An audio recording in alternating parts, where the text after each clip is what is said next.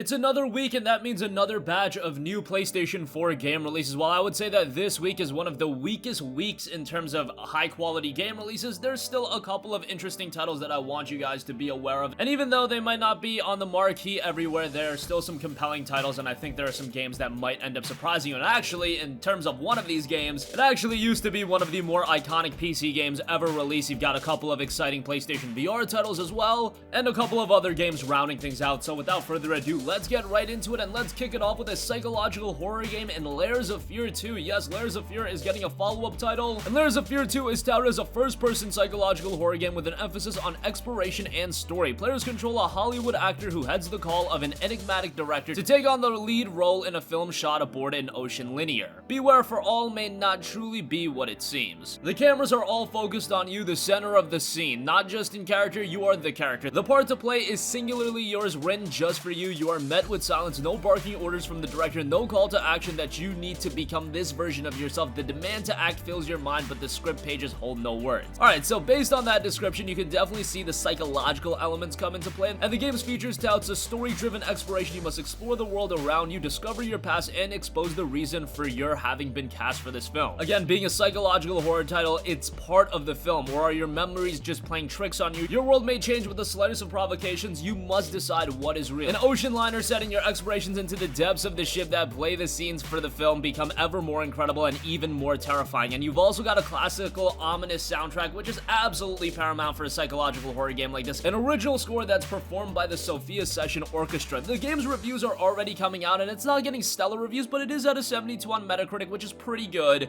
And if you're into dark horror games, this is definitely going to be one to pick up. It is going to drop at $30, so maybe a little bit pricey for some of you guys, but keep it on your wish list. Maybe pick it up down the line when it gets a little bit cheaper, maybe at that sub $15 range. It'll be a really good pickup, but Layers of Fear 2 does drop tomorrow.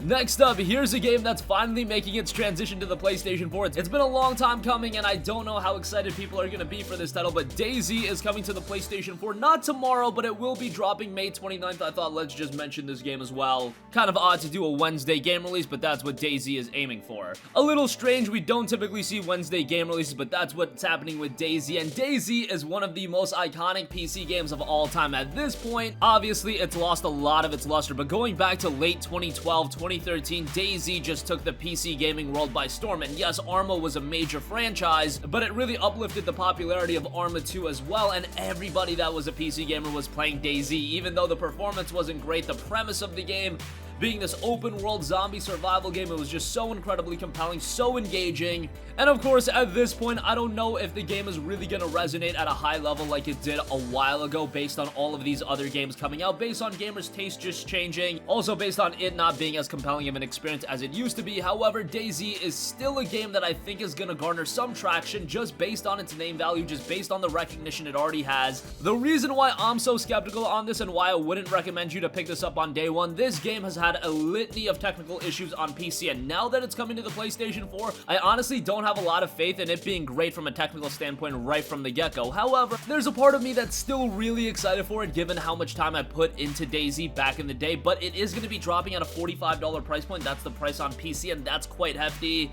And with that uncertainty of how it's going to do from a technical standpoint, with the game just not being as compelling now as it was back then, I think this is one you add to your wish list for now. Maybe down the line when it goes on sale, pick it up then, but this is also one of those kinds of games that I don't think is going to go on sale all too quickly, so it's a little bit of a bummer all around. I just hope from a technical standpoint it delivers, and if that is the case, maybe it's a game a lot of you guys are going to want to end up picking up on day one. If you do have that nostalgia, if you do recognize DayZ as an IP, then maybe it might be worth it. For me, I think waiting on a sale is the best case scenario, and at the very least, you should wait and see how the technical performance turns out.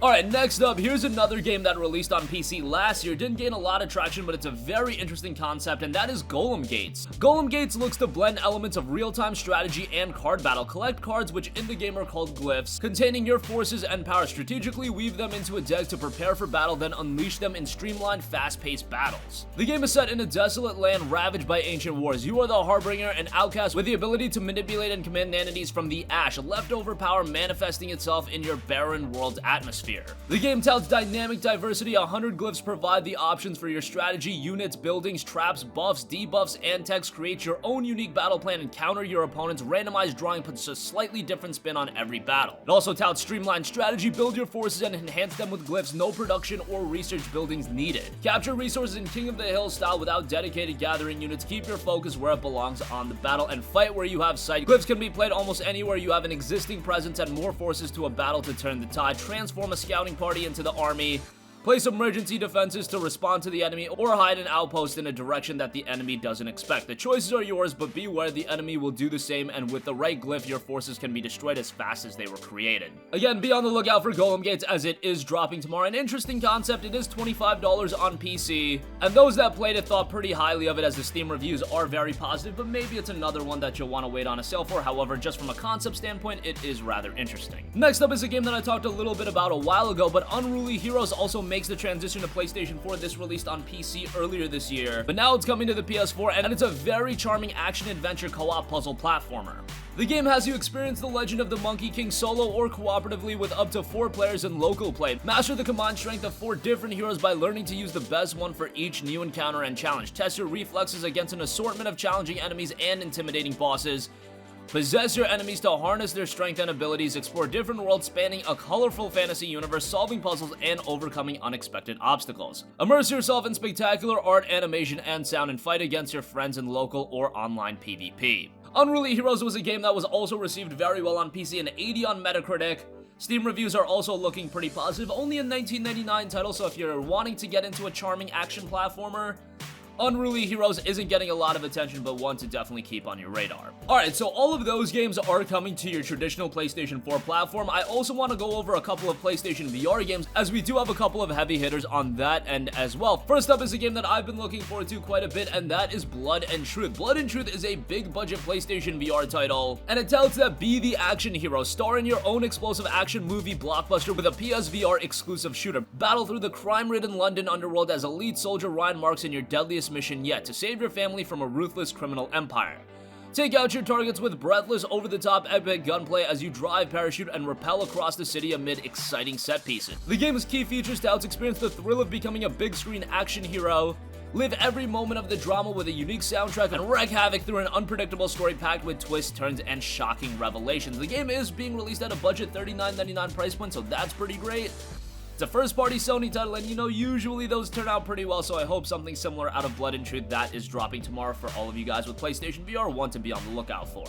And lastly, Five Nights at Freddy's is making the VR transition with Five Nights at Freddy's VR Help Wanted. Five Nights at Freddy's VR Help Wanted is a virtual reality experience, and it's a collection of classic and original minigames set in the Five Nights universe. Survive terrifying encounters with your favorite killer animatronics in a collection of new and classic Five Nights at Freddy's experiences where fantasy and fun come to life. The game touts time to get your hands dirty, repair claustrophobic ventilation systems, troubleshoot broken animatronics that could activate at any moment, or spend your evenings cowering in the nighttime security guard office. Confront your favorite killer animatronics including Freddy, Bonnie, Chica, Foxy, Springtrap, Funtime Foxy, and Circus Baby. You've got a variety of fun prizes, pizza party, and it's nice to see Five Nights at Freddy's make the transition to VR. I think this is an IP that could really accentuate itself in PlayStation VR. Of course, we already know horror experiences and VR go hand to hand all the time, and they seem to work really well based on games like Resident Evil 7. That game turned out really well. I'm not saying Five Nights at Freddy's VR is going to be nearly as good as that, but it could be its own compelling horror experience. We'll find out as it is dropping tomorrow.